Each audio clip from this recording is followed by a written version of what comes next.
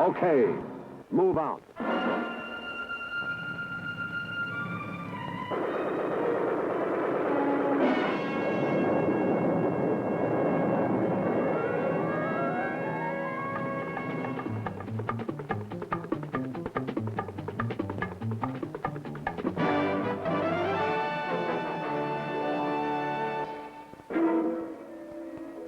Trouble for the United States can come from many places.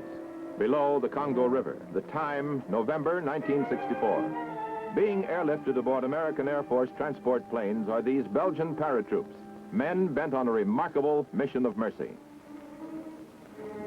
Armed and dangerous rebels surround the airfield here at Stanleyville. At stake are the lives of thousands of non-Congolese hostages. Many men, women, and children have already been killed by the rebels. A massacre is halted with the arrival of our Air Force planes. Some of the victims will die before they can be airlifted to adequate medical facilities at the Congo's capital, Leopoldville.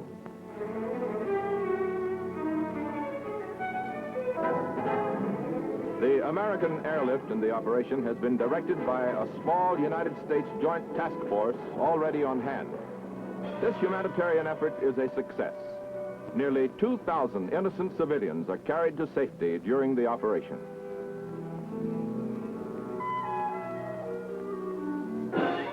Months earlier, President Johnson ordered airstrikes against the aggressors' bases when ships of the United States Navy were attacked for a second time in the international waters of the Gulf of Tonkin.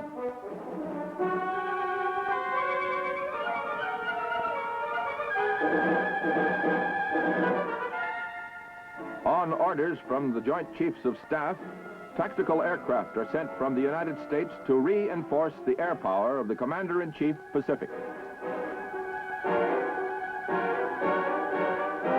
In 1962, more than 100,000 soldiers and airmen, deadly accurate anti-aircraft Hawk missiles, and 1,000 of our planes were positioned in the Georgia-Florida area when Soviet freighters were carrying ballistic missiles to Cuba, and President Kennedy called for a showdown. With a giant crisis in the making, our forces were able to move swiftly to reinforce this country's defense perimeter. Our ground and air forces were assigned as reinforcements in the area under the control of the United States Commander-in-Chief, Atlantic.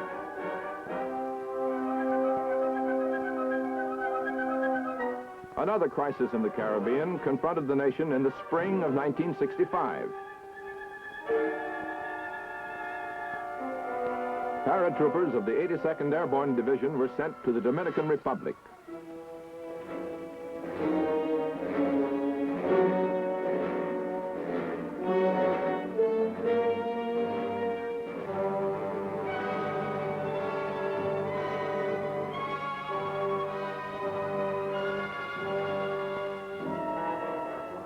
Also that summer, men of the 101st Airborne Division, the 1st Infantry and the 1st Cavalry Divisions were needed in Vietnam.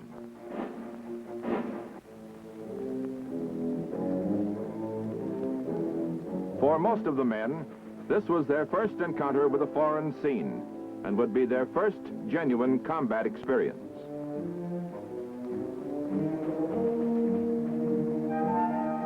Their arrival and the role they would play were once again in support of the forces under the control of the Commander-in-Chief Pacific, just as it was months earlier when the torpedo boats of the North Vietnamese attacked American ships on the high seas.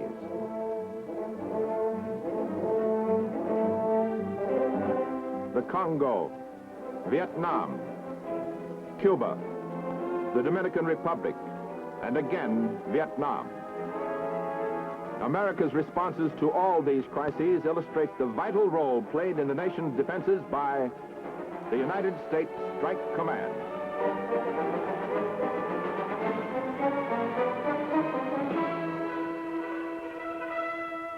Headquarters for Strike Command is at MacDill Air Force Base on the west coast of Florida. Its Commander-in-Chief is General Paul D. Adams. The United States operation in Lebanon in 1958, where I had the honor of commanding, the ground forces ashore. It demonstrated the effectiveness of highly mobile, rapid reaction forces for meeting military situations. The United States Strike Command is such a force, and we're prepared to meet the scope of military operations from a show of force to general nuclear war. We accomplish our operations by forming, maintaining, and training highly mobile joint task forces comprised of Army and Air Force units to move rapidly to objective areas and accomplish the mission. By the skillful use of sea, land, and air mobility, we move these forces directly to the objective area and there seek a decision, rather than by fighting long drawn-out campaigns costly in blood and treasure just to reach the area of decision. This type of operation, best of all, proves that an ounce of prevention is worth a pound of cure. Our role in America's defense scheme is important and is one that affects every American and every citizen of the free world, and therefore is a story that should be told.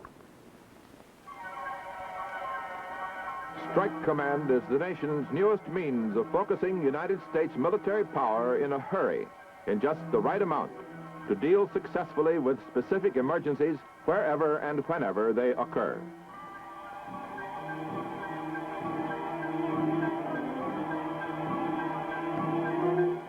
Its Commander-in-Chief has operational command over our strategic reserve of highly mobile ground and tactical air forces based within this country.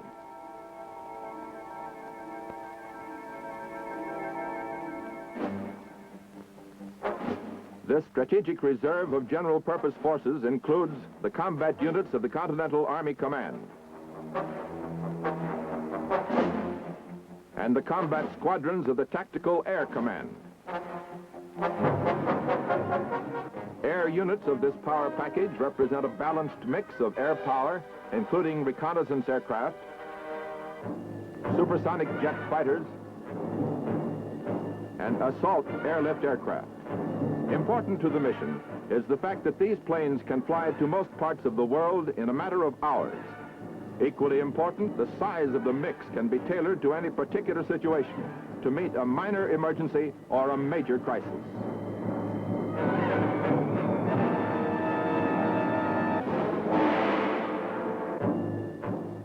Just as the Air Force contributes a variety of aircraft and men with special skills, so does the Army have troops and specialists ready for any duty required. Available for instant deployment are infantry, armor, mechanized cavalry, and airborne divisions. On orders of the President, this mixture of highly mobile power can be sent into battle in just the right amount required to meet the military problem confronting the United States in any part of the world.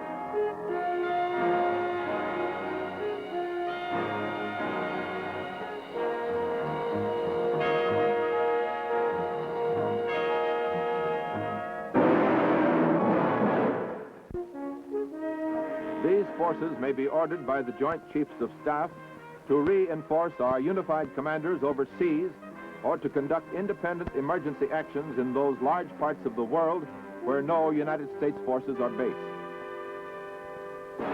To be ready constantly for its worldwide responsibilities, Strike Command regularly conducts realistic combat maneuvers to keep all its forces in top fighting trim.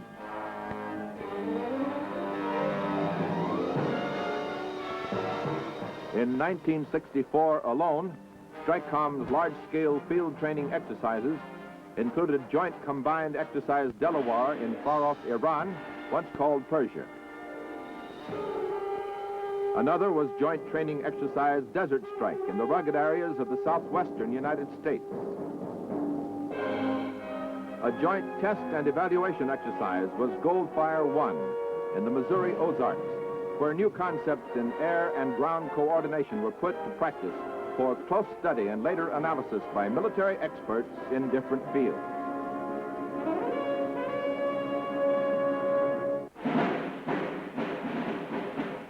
And Always, there is constant practice in the large-scale, long-range deployment of men and equipment.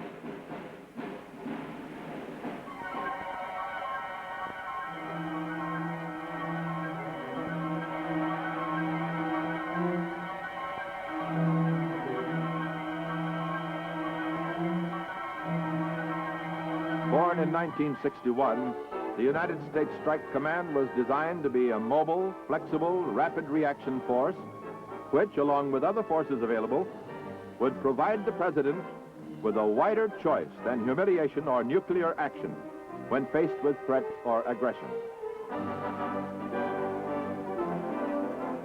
With all our military services represented in the headquarters staff, with its own highly efficient and unique communications element, which is air transportable to any part of the world at a moment's notice,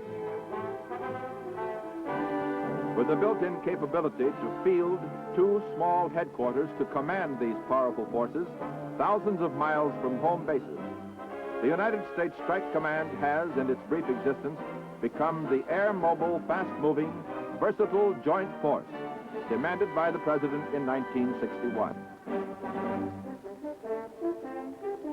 Strike Command has two major assigned missions. First, to provide a general reserve of combat-ready forces to reinforce other unified commands and to perform such other tasks as directed by the Joint Chiefs of Staff. Exercise Big Lift, when an entire division was airlifted by the Military Airlift Command to Germany, and the beefing up operations in Southeast Asia illustrate this role. Second, to plan for and conduct normal operations in the Middle East, Southern Asia, and Africa south of the Sahara.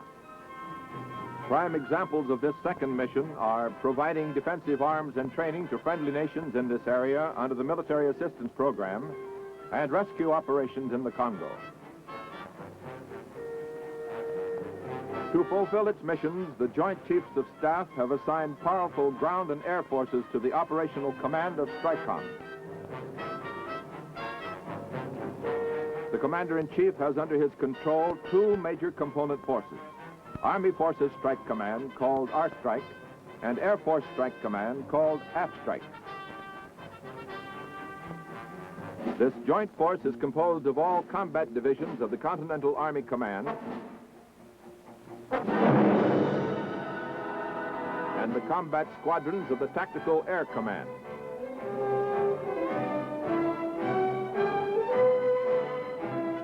These units are all based in the United States and represent the nation's quick reaction reserve of military strength. They are stationed from coast to coast, making the total force less vulnerable should there be a direct attack on this country. This wide dispersion makes for quicker reaction time, enabling soldiers and airmen to move more rapidly toward trouble spots at any point of the compass.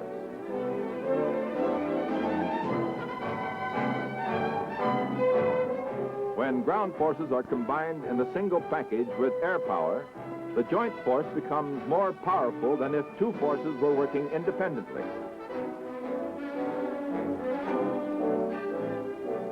As the situation requires, the Commander-in-Chief can employ infantry, paratroops,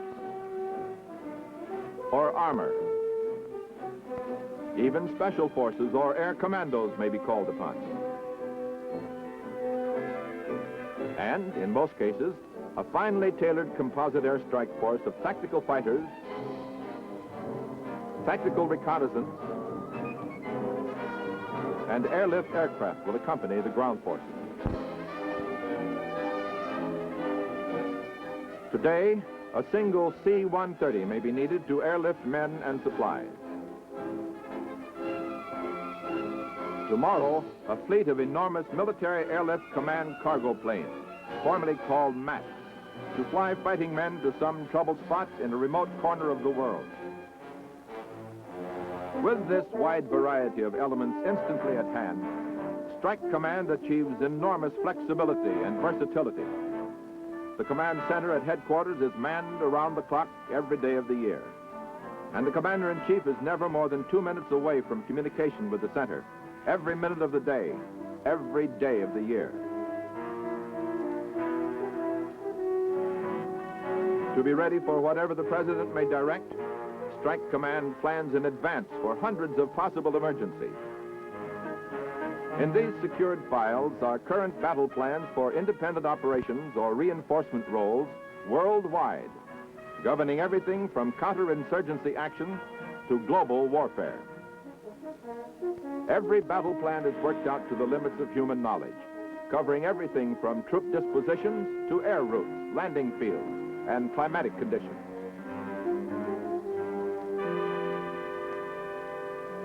The hundreds, the thousands of up-to-date facts on assigned forces are fed into electronic data processing machines for filing and for instant recall for battle staff use when needed.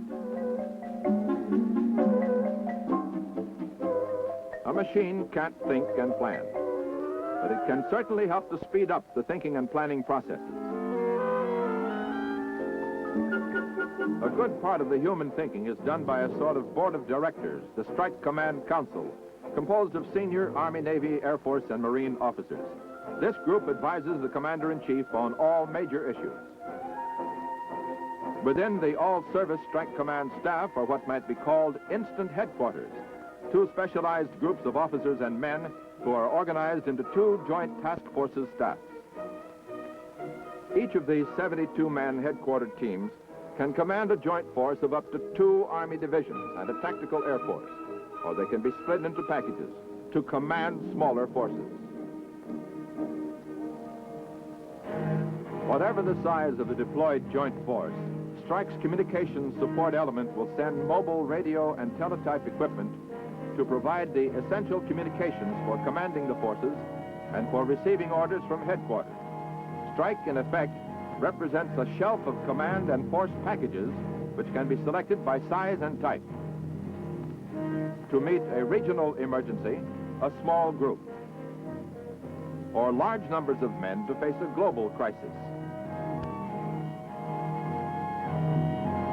If a rapidly deployed initial force proves insufficient for the job, additional joint forces can be sent to the trouble spot in a steady stream on a building block concept, as military operations require.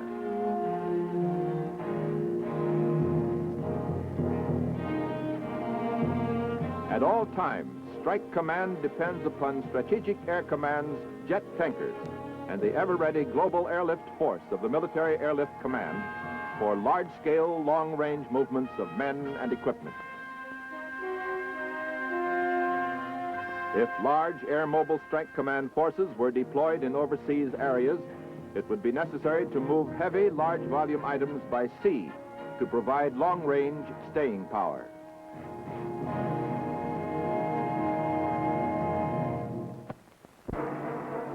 To have an effective fighting force ready for combat anywhere in the world, it takes not only top equipment and supplies, more important are the men, trained men with the skills to use the goods and hardware to best advantage.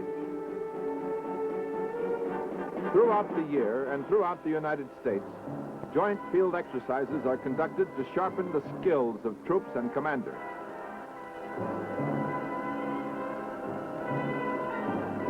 Yesterday, close air support and air-landed reinforcement techniques. Today, reconnaissance and intelligence operations. Tomorrow, the use of armor and tactical missiles. Although called exercises, these training programs are as realistic as possible. Here, opposing teams fight with gun cameras using film instead of ammunition. Hundreds of aircraft are involved, both supersonic jets and versatile hard-hitting helicopters, which can come and go in areas where no fixed-wing aircraft can operate.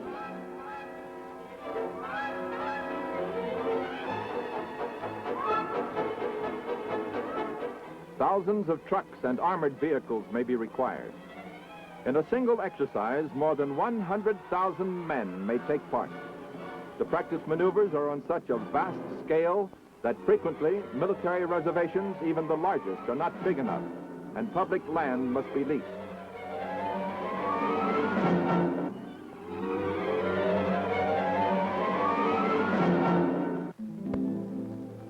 Sometimes the general public must be called upon for support and cooperation. 2 or 3 or more states of the Union may be involved. No American government reservation is large enough to accommodate today's massive maneuver requirements. So private property owners are frequently asked to provide maneuver rights for exercises. Through an efficient claim system, any damage to property of these patriotic citizens is promptly compensated. Fortunately, the majority of the people approached are glad to cooperate.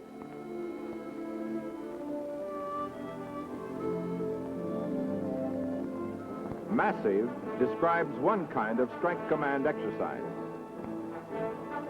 One shot is what the men call another smaller exercise, which is a test of rapid reaction capabilities. No prior notice is given. Simultaneously, an airborne battalion, a fighter squadron, and a reconnaissance element are given the order to move. While Air Force tactical planes are flying to support bases, Army troops may be flown several hundred miles to an advanced staging base, or they may be flown directly to an objective area where they make an airborne assault.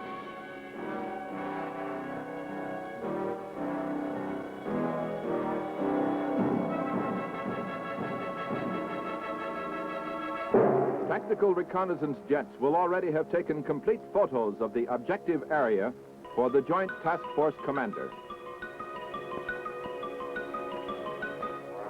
Now, tactical fighters soften up the objective area and provide close air support during the airborne assault.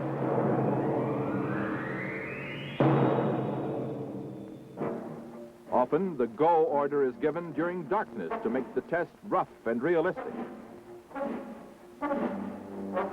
The forces will have had to gear up, fly to the objective with no alert, and make their practice assault by daybreak. One shot to the troops, no notice exercises to commanders. These are tests which reflect clearly Strike Command's philosophy. We go anytime, fight anywhere. Joint exercises are not confined to the United States. Periodically, our Strike Command tests its ability to move composite airstrike forces and troops from one continent to another. Elements of the strike forces must be ready to fight within hours with their air-transported weapons and tactical aircraft. Or in some cases with heavier equipment, which has been stockpiled strategically for use in a genuine emergency. For strikes officers and men, it's not just a matter of getting there. It's both getting there and being able to fight anywhere, alone or with an ally. When the orders come, these men are prepared to lead a rescue mission into a tropical jungle or match wits with a guerrilla band.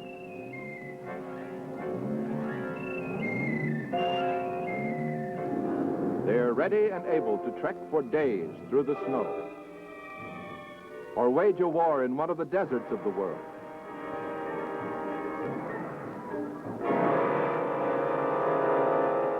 Strike's Commander-in-Chief has additional reason to be interested in versatile forces because he has also been designated as Commander-in-Chief for United States military activities in Africa south of the Sahara, in the Middle East, and in Southern Asia.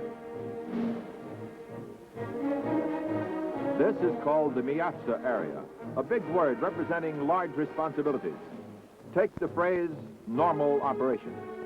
These range from maintaining a small naval force, the United States Middle East Force, sailing in the Persian Gulf and the Red Sea area, to planning and operating the United States Military Assistance Self-Help Program. The Commander-in-Chief must also keep in close liaison with the governments, their armed forces, and other U.S. agencies in the area. He must see to it that arms from America are delivered as needed and that the military services of friendly nations receive instruction in how to use them in their own defense and how to maintain internal stability according to their particular needs.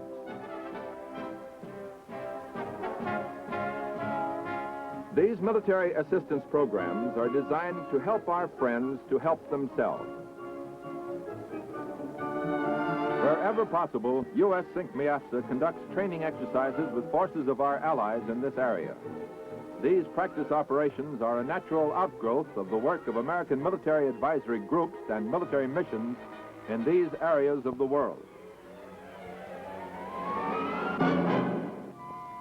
The phrase joint combined exercise is being employed to its fullest more and more today. Here in the Middle East recently, for example, under a Strike Command Joint Task Force, an Allies military forces combined to test their combat effectiveness under an Allied command.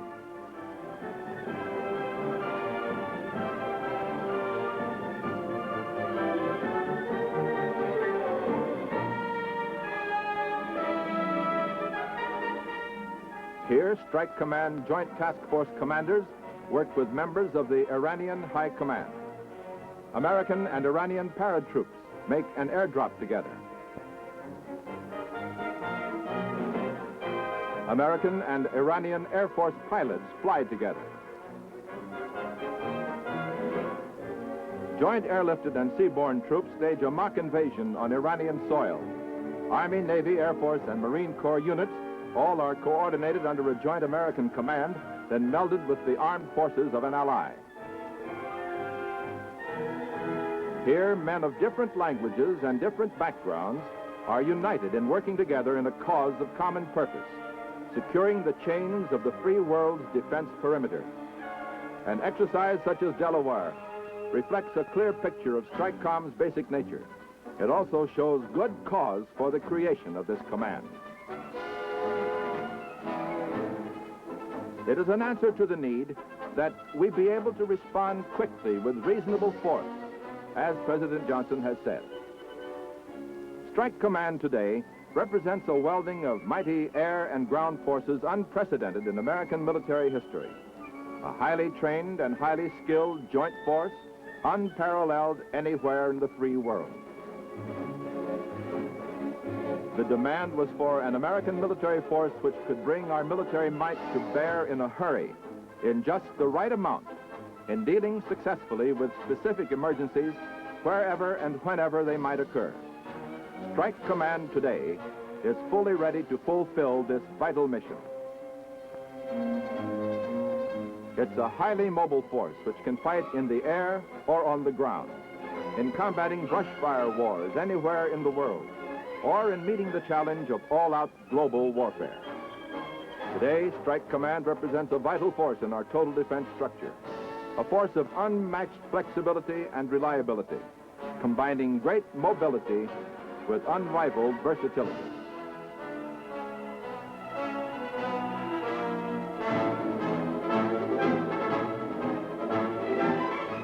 Unquestionably, one of the strongest new additions to America's policy of peace through deterrent strength is the United States Strike Command.